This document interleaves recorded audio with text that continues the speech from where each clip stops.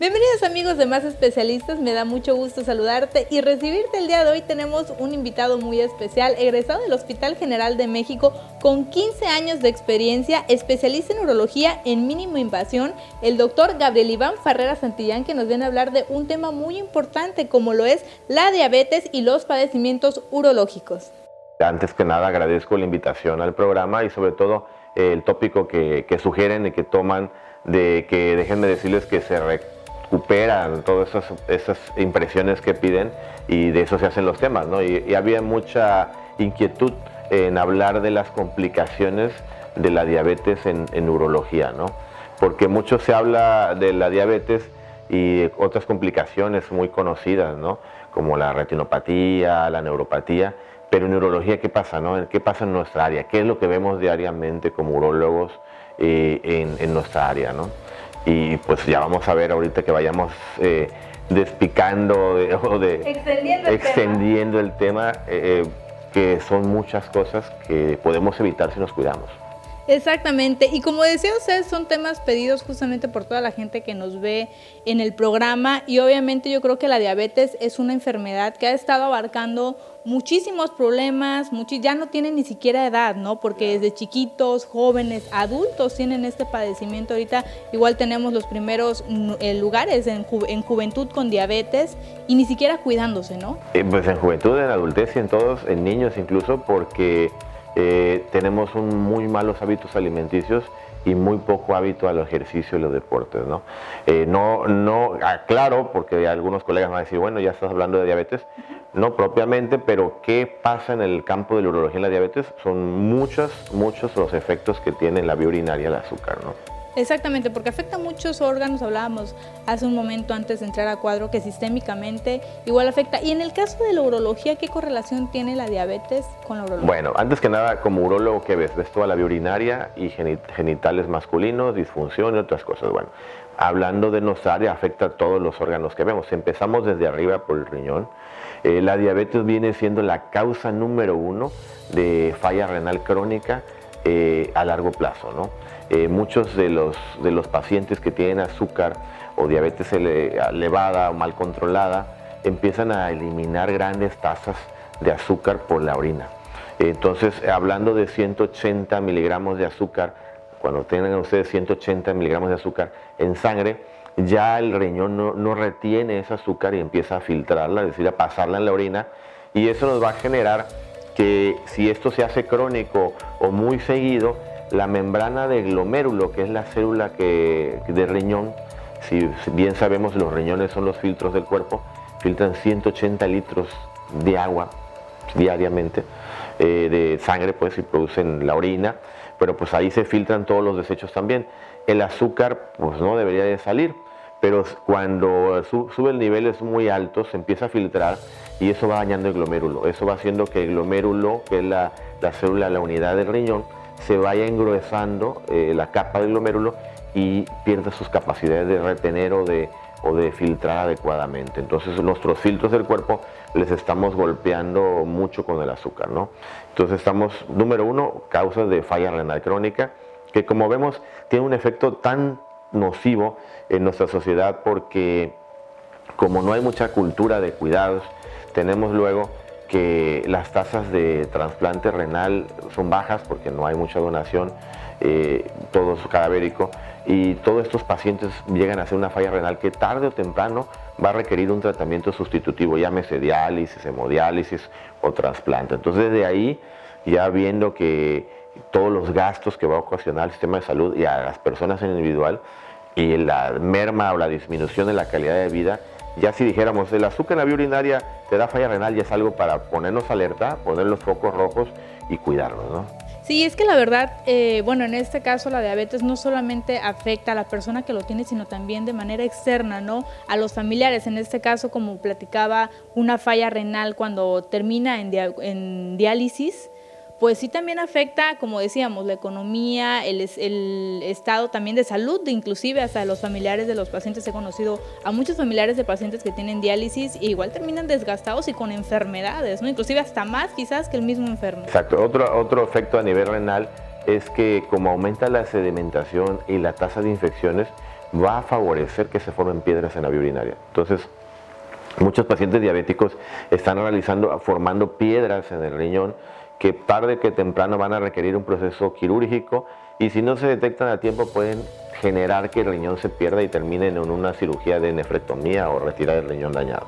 Estas piedras en los riñones puede ser quizás si tengo diálisis o si no tengo diálisis, o puede ser a lo mejor en vez de... No, estamos hablando de que aumenta la frecuencia, es decir, si tú eres un diabético bien controlado, tomas tu medicina, llevas un estilo de vida saludable, comes adecuadamente, pues no vas a llegar a la falla renal, no vas a hacer piedras.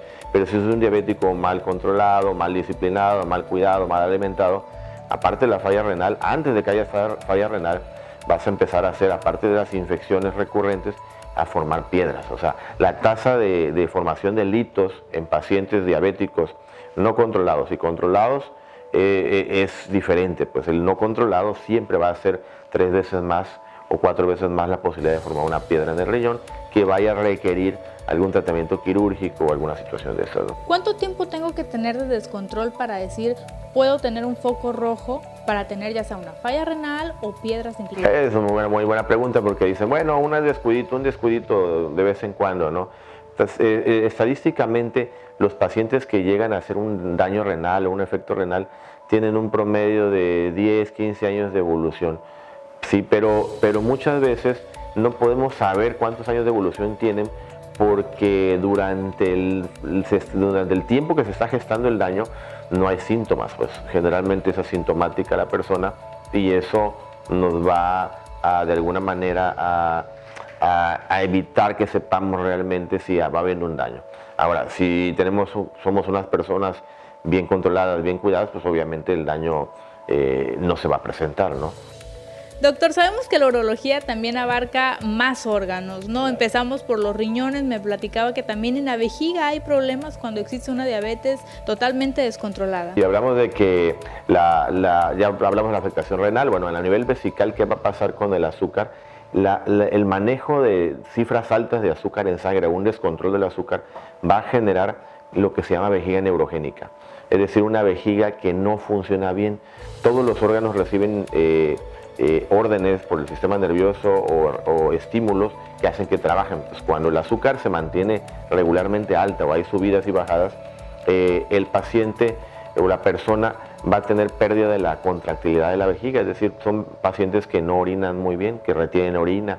Hay varios tipos de vejiga neurogénica, una que se llama hiperactiva, que les da por estar orinando a cada rato. Que es la más conocida, ¿no? Porque pues uno de los síntomas de la diabetes es estar orinando a cada rato. Podría ser la más temprana y obedece a que también están expulsando mucho azúcar en la orina, pero también la irritación que va generando las sustancias de desecho del azúcar, como el sorbitol, van a hacer que la vejiga se contraiga muy seguido y esté con una hiperactividad o unas ganas de orinar terribles a cada rato.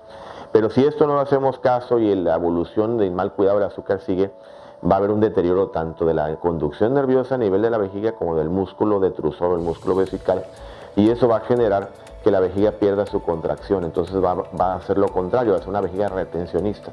El paciente retiene orina, no orina, y muchas veces llegan a la consulta tapados, por así decirlo, como se explica, no pueden orinar y tenemos que dejarles una sonda para que puedan orinar, porque ya el azúcar ha afectado la vejiga.